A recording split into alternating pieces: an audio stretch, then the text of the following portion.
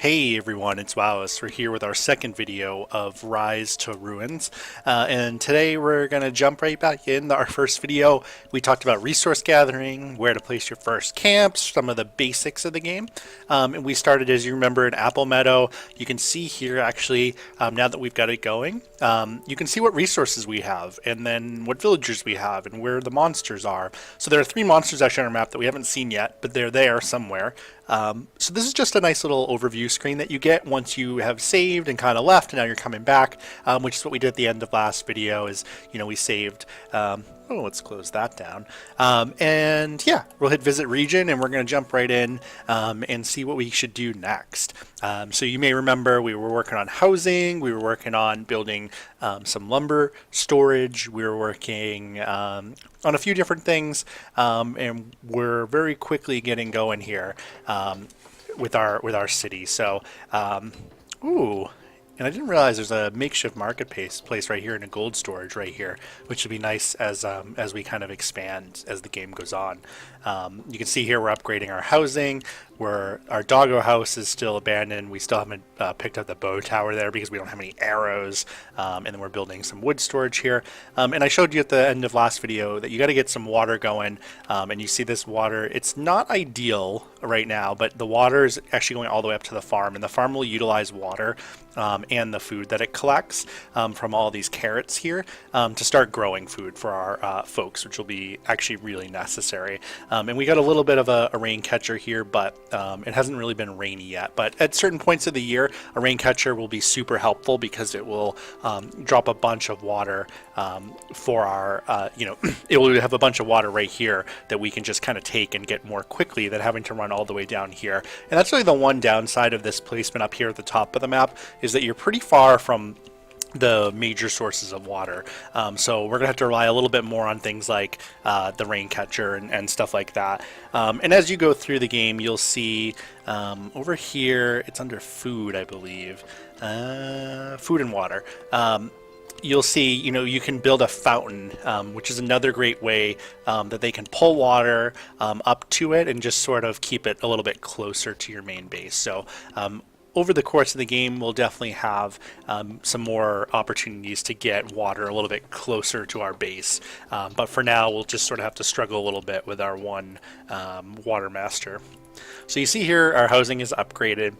So now it's holding 5 of 7. Eventually, they'll all fill in. And in fact, we may want to get ready to upgrade this again because, again, we still need more housing. And that's one of the most important structures in the game right at the start, is to make sure that people have housing. Because without it, they're going to be exposed to the elements, especially when we get to winter. And luckily the game starts you in spring, but you're going to be in trouble. And you can see up here in the top, it talks about home occupancy up here. You can see we have 7 occupancy and 7 people in it out of the 13. So we want to get that up to 13 at least. And then more and more people will end up joining your colony, and babies will be born and all that sort of stuff. So you want to look at that. We don't have any barracks yet. You can see here we could have an ancillary, which will help us expand. It will need eventually. We could have up to 12 buildings right now, but that doesn't count towards these upgrades. So you can keep upgrading this. And you see here, upgrading it one more time. We need boards though, and we don't have any of those. So, but that will increase storage. You'll increase the capacity by another 3. So that's something that we need to do pretty quickly.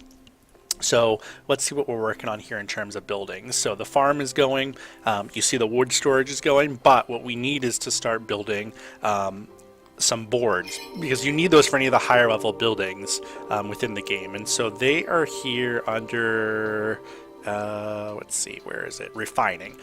So you see the lumber mill here. Now you want to put the lumber mill pretty close to the wood. So this sort of section down here is really all all the wood, right? So that you've got, all the wood's coming in right here. You've got this whole storage facility here. And then I'm going to build the makeshift lumber mill right next to it. And that will allow you to start getting boards. So they take the wood from the lumber shack or from the storage, they bring it to the lumber mill, and then they create boards, and those boards allow you to build kind of more high-tech buildings. You see here, we're starting to suffer from some dehydration too. Now, something I haven't talked about yet is you have these sort of spells that you can use throughout the game. And when you start, you have very little influence, but then it goes up and up throughout the game, and then you can use more and more spells. But you see here, you can drop a meteor on folks. You can motivate the land, which I don't have enough mana to use. You see how it turns red. so I can't actually use it until it gets up to that point. But that basically means that you can start forcing things like the food to grow. But as you see here, it talks about it's super effective in the spring and autumn, but not very effective in the winter. A healing aura, which is helpful if you're getting attacked. You can heal your units. You can summon a holy golem, which is just sort of like a protector, and then recall. You can basically transport. If I have a villager down here that's getting attacked, I can hit that and it'll shoot them back to the base automatically. But in the meantime, we're going to let our villagers sort of go as they continue to build these things. And you can see here, we're plowing through this forest pretty quickly. We're starting to pull up all these carrots that are the raw food is getting ready to go. And then our farm is poorly tended and poorly watered, so it definitely still needs more in terms of that.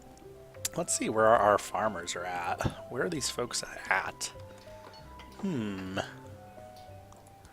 don't know what they're doing. Builder.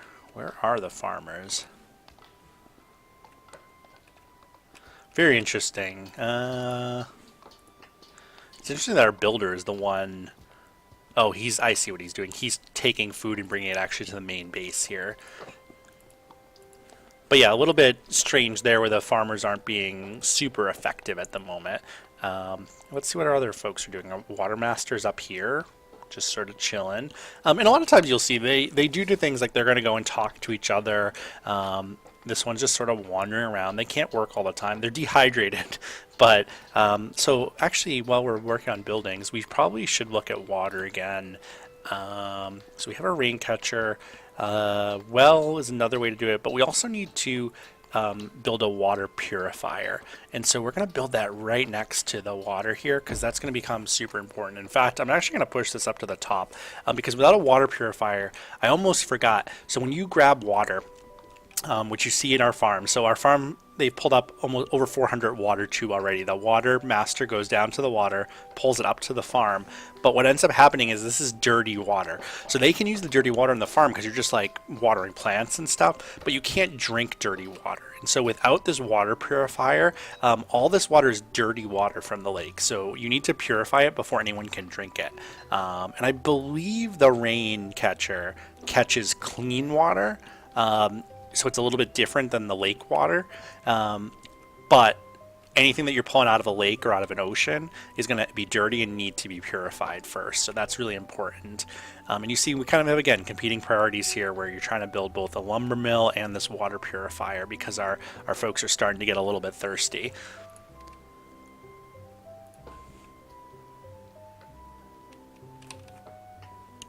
And so I think what I'm going to do is... we have an abundance of wood, and our farmers are going pretty well. You can see our farmers here are starting to put together food and starting to try to produce food, which is going to be great. And they bring that food right over to the standard housing where people can eat. Oh no! We lost Jean-Luc Picard. So you can see the dehydration is already becoming a bit of a problem for us. So we really need to hurry up with this water purifier. But that's, this is a way that you can lose the game pretty quickly is if you start losing villagers left and right, you're going to be in trouble. So I'm going to take and remove one of my lumberjacks because I'm feeling okay about our wood production right now. And at least for now, focus on the building and the food and all that sort of stuff. And I'm actually going to take a miner off as well because I don't really need a ton of stone right now. I actually need more builders to be going to build this stuff. And you can see very slowly when we get this water purifier building, we can have another water master because we definitely are going to need two, I'm pretty sure. And another thing that happens is you can see like this Alfred here has dysentery because what he's doing is he's so thirsty he's drinking out of the lake and drinking dirty water. So then they get sick. So maybe this is something you want to focus on, maybe building just a little bit sooner than I did. But it's something that you want to get up and running pretty much as quickly as possible. It's not impossible to have people drink dirty water and just be sick for a little bit, but it's probably better off building this maybe before you build the wood storage. That might actually be a more important building to get up and running first. Let's see, we're still at about 33%.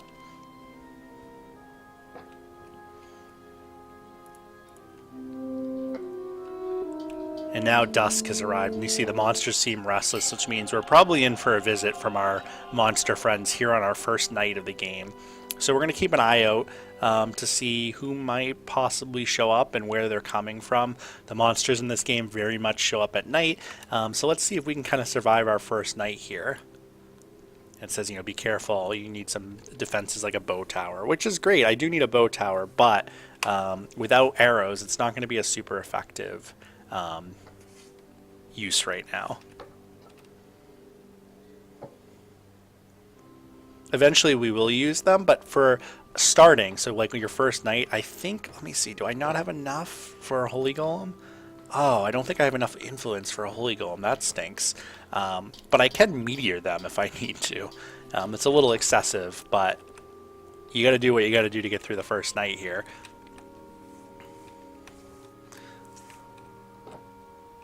Come on, builders.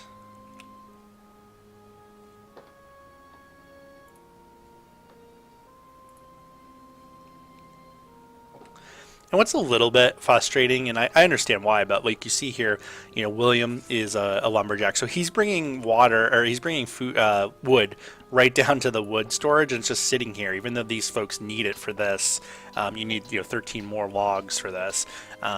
So a little bit frustrating the lumberjacks don't just drag it all the way down here, but at least it's pretty close nearby. And you can see here even the lumber shack has 32 of these, so it's good to go in terms of its full. But you see here the lumberjacks just sort of drop it all off here in the wood storage. Oh no, another dehydration. We're going to reduce our lumberjacks again.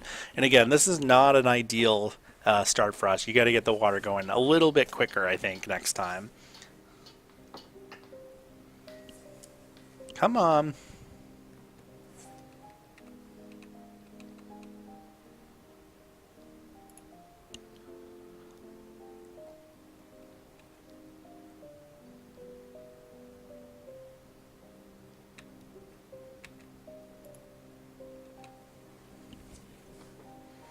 And there's, I think, the rest of the stones that we need for this building, which is good. And then we'll just need to grab a few more wood.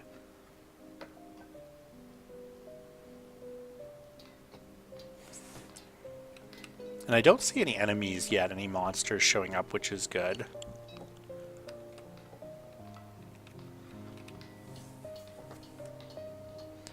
And then we're going to probably have to add another water master, as I mentioned.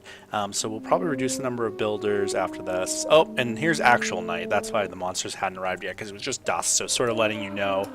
Oh no! This is not going well.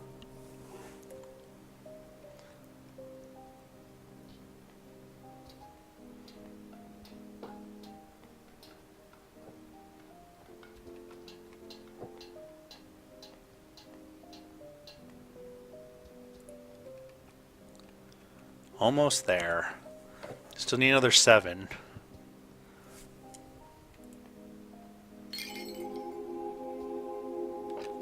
What is this? Oh, ghosts.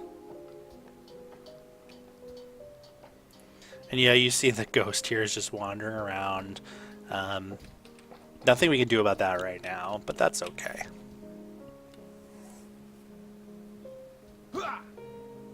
Oh, and here's a monster, a headless. So our folks here are gonna end up fighting it, and it looks like they're gonna do okay. I wish I had enough to influence to do this, but I don't. And I don't want to necessarily meteor right on top of my building. But what I'll do is give a healing aura right here, right? And you'll see this will heal.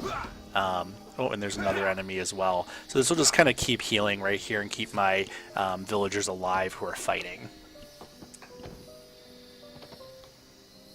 And you can see here it reduces your mana, so I'm basically out of mana now. But then there's going to be opportunities to get mana back, and you'll see these all these little floaty things on the ground? You just want to cursor over them, and that will rebuild some of your mana. And so throughout the game, you just want to kind of look for that stuff to pick up and hopefully build. Oh no, this headless is attacking my base. I don't have enough for a meteor yet. We really can't afford to have our water purifier get destroyed. So hopefully one of these guys tries to take on the headless. Here comes another one.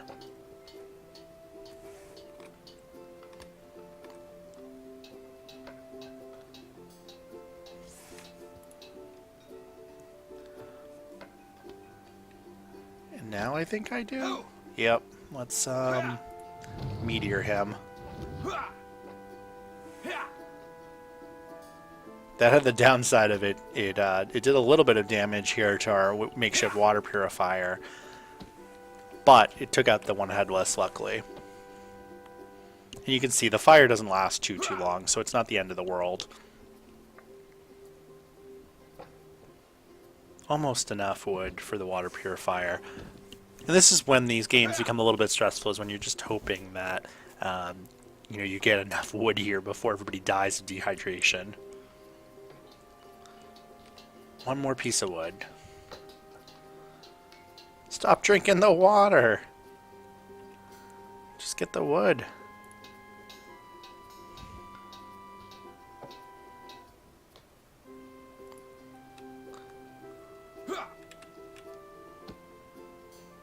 There's the piece of wood. So now you'll see our water purifier will be up and running.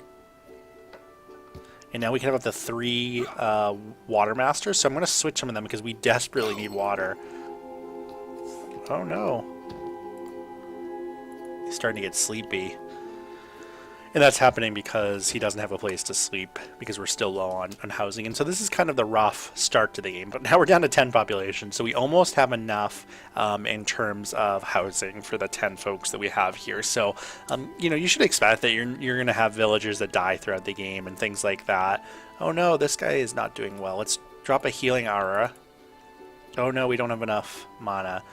Let's see if we can find some real quick. Because he is dying of dehydration. You can see the little water pop up on him. And now he's going to sleep. Come on. And sometimes killing those headless will give you some mana as well. We're so close. So close. I just need... so close. Alright, I guess we're going to go down to 1 farmer, maybe? Because we have 46 food, you can see up here. So I'm going to go down to 1 farmer so that we have more water kind of coming in. In the meantime, my builders are working on the makeshift lumber mill, which will be necessary. But you can see here, what happens is they dump the dirty water into the water purifier and it spits out full clean water. So it's the green water is dirty and the blue water is healthy. And the more you upgrade this, the quicker it kind of converts and the more it can hold and all that sort of stuff. But luckily that should end our dehydration woes for the moment.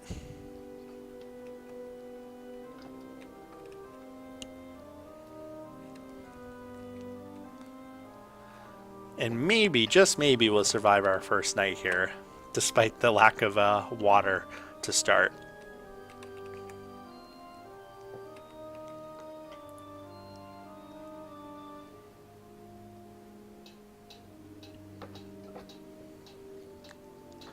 And so kind of give you a sense of like how to view the water purifier. So, you know, you have 250-ish dirty water. It keeps converting slowly to fresh water. And then you can see down here, this number here is the storage. This is like how much water you can hold.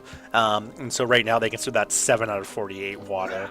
And so, oh no, more headless. Let's drop a healing. Oh no, we still don't have enough influence. Did our influence drop?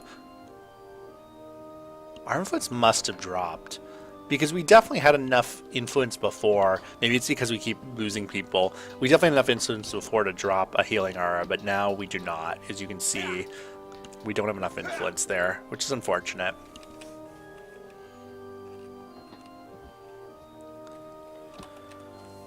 But it looks like these folks will be able to take out. The headless are not particularly strong, but we are going to need to get some defenses up and running pretty quickly after this.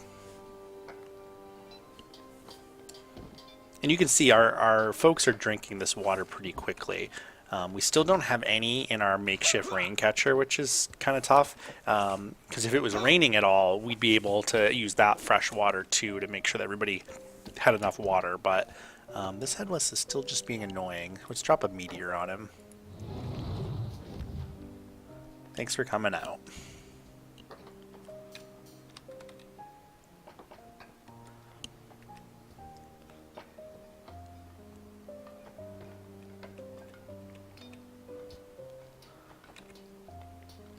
And as you can see, water is really essential in this game. Oh no! You gotta make sure you hit escape so that you don't do that and accidentally meteor your own makeshift farm. That was a mistake, but you know, the water is really essential early on in the game because everyone's gonna get dehydrated. You need it for pretty much everything to operate here. So to survive the first night, make sure you get that water built, you know, some sort of source of water, and it's purified as quickly as possible. And then after this finishes, and once we start, you know, building some lumber and whatnot, I think our next step will probably be to upgrade the water purifier. Let's see if it tells us. So, increases the water generation speed, maximum storage, as well as provides additional water master job slots. Oh, and here's some rain, finally. So you'll see here now our makeshift rain catcher is catching clean water. So it just is another opportunity for our villagers to grab some fresh water right here. So if it rained a little bit earlier, we might not have had as much of a dehydration issue. Here's another headless just hanging out in our base.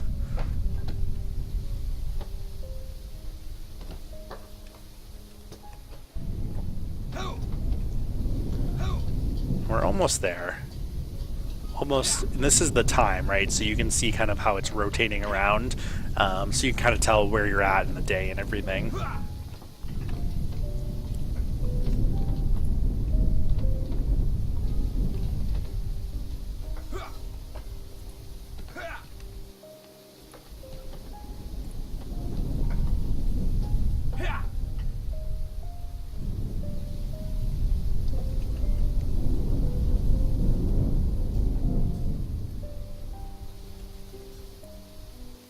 And finally, it looks like we're meeting kind of our water demand now. So maybe the purifier isn't as necessary.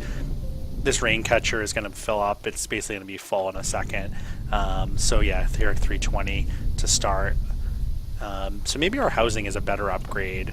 And you see here that the folks in the housing are drinking the water slowly but surely. So they'll come out here and grab some more and bring it over to the house from time to time. And that's sort of the resource management aspect of the game that I really enjoy, is that you end up rotating from, you know, the water has to get pulled into the house, and the people in the house drink the water, and then you got to get more water that's purified, and you got to deal with these silly headless that want to attack you. And here's day. Right, and so luckily once the sun comes up, these folks are a little bit weaker. They stop showing up as much, and we've luckily survived our first night, although we definitely took a few casualties along the way. So not ideal for our first night, but you know, you're going to suffer some losses throughout the game, so you got to be able to overcome that a little bit. We got our lumber mill most of the way built. It's about 75% of the way there. We're getting ready to upgrade maybe our housing. You see the rain catcher here is still collecting water, but we've been utilizing that water here in the farm. So we got plenty of food now, which is good. And you can see up here, you know, sort of some of the resource counters in terms of this is your raw food, this is your rations, which is like better food that your farm creates. So you kind of have a sense up here of where you're at with what you can hold and everything. Who's fighting? Where's the... Oh, a little slime here. Maybe we can drop a meteor on him. Yep.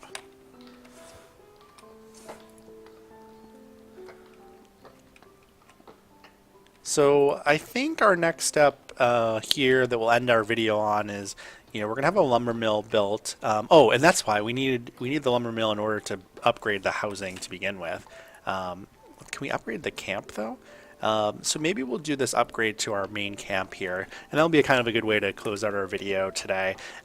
Is you want to start upgrading your camp, because the camp is, you know, really your main building, and it can store almost everything in it, and it will be really important as you grow, to make sure that your camp is kind of staying up to date, and that you're consistently upgrading it to basically the highest level that you can keep it at for the most part, because it's going to allow you to have a bigger city. It's going to allow you to do a lot more the more that you have this kind of expanded. But we're going to finish up here first, and then we'll have some of our folks will shift off of it looks like the water is probably okay for now, so I think we may shift one of the water masters to working at the lumber mill, and they'll start creating some boards, which will be great. And they'll create a new job that you'll see in a second when we finish, and we're almost done here. And yeah, they're going to upgrade this camp as well. And all in all, our city's going pretty well. Obviously, it still needs some defenses, but we've got water going, we got a farm going, so we're getting some food slowly but surely. We've got housing for most of our folks. We've got a rain catcher here, which is okay. And then our camp, we're upgrading to the large camp.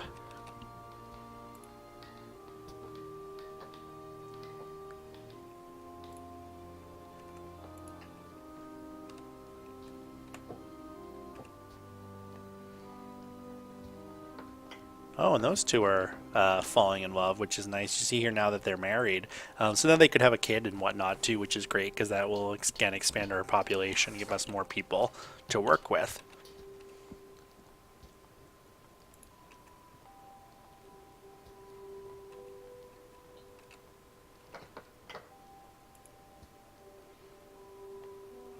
What is he doing? Is he bringing the water? It's interesting. Oh, he's bringing dirty water. I see. I thought he was bringing clean water from up here.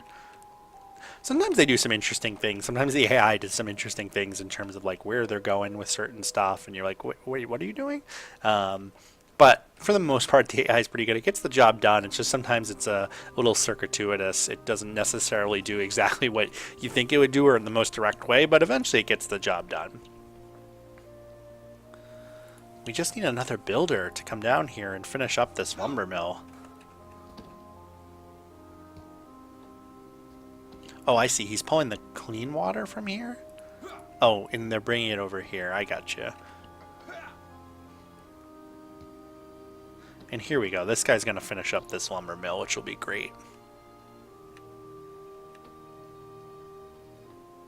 Oh, there's another slime in our base. We'll drop a meteor on him. Come over this way. Oh no, we missed!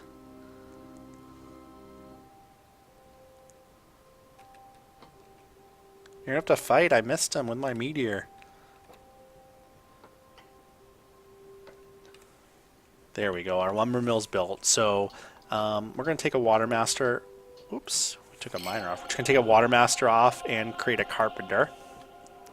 And you can see here now you can produce.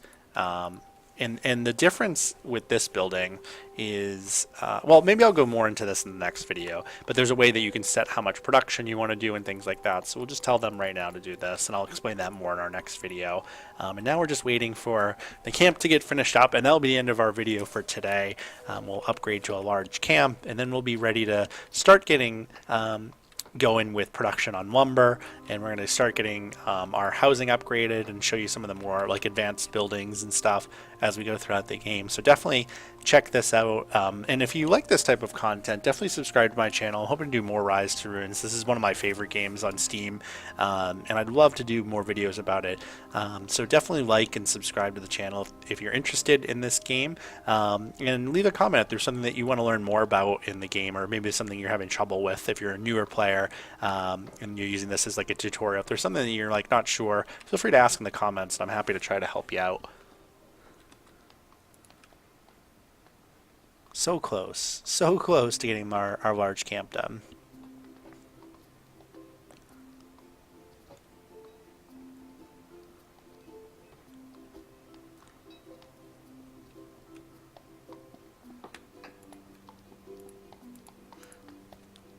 Jody, what are you doing to me?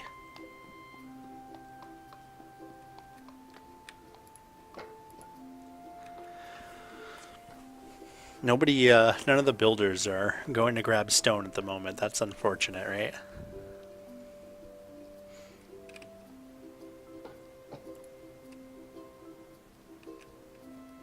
Oh, it's wood. There we go. Yeah, so Alfred's going to take care of this for us, it looks like, and then we'll be all set. You can see here, I didn't get to mention, but each of your characters has a level. Each of the villagers, each of them has an age, and then you can see life expectancy. So typically, they live about 37 days, and it talks about like how they figure that out. But there's a bunch of different factors in terms of that. But at least it gives you a sense of sort of your village population and what you should expect in terms of how long they'll be alive and everything. And yeah, so now our camp is a little bit larger, so you can hold even more stuff now, and we can have even more buildings. So this really lets you, when your camp expands, it basically allows your entire city to expand, which is just great. So we're gonna end it here, and hopefully you enjoyed today's video. And yeah, thanks so much for watching.